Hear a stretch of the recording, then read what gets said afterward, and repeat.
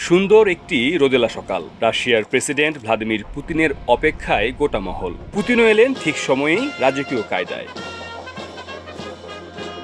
গাড়ি থেকে নামতেই পেলেন শীর্ষ সামরিক কর্মকর্তার সেলুট। তার সাথে করমর্দন সেরে লাল কার্পেট পেরিয়ে পুতিন এগুলেন এক মাহেন্দ্র খনের দিকে। সামরিক কর্মকর্তাদের উদ্দেশ্যে দিলেন ছোট্ট একটা ভাষণও। আর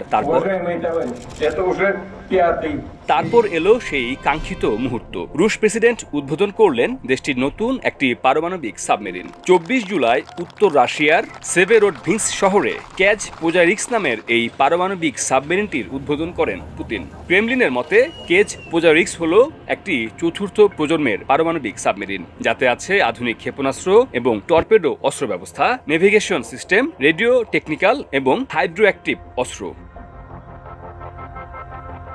সব মশার বিরুদ্ধে সুরক্ষা দিতে এলো বসুন্ধরা এক্সট্রিম অ্যারোসল। মশার বিরুদ্ধে এক্সট্রিম সুরক্ষা। এই সাবমেরিন উদ্বোধন অনুষ্ঠানে আরো উপস্থিত ছিলেন রাশিয়ান নৌবাহিনীর commander in chief Alexander Moiseev, state কাউন্সিলের সেক্রেটারি অ্যালেক্সি ডিউমিন, রাষ্ট্রপতির সহকারী Nikolai Patrushev. Mirza Rakibul Hasan, news 24।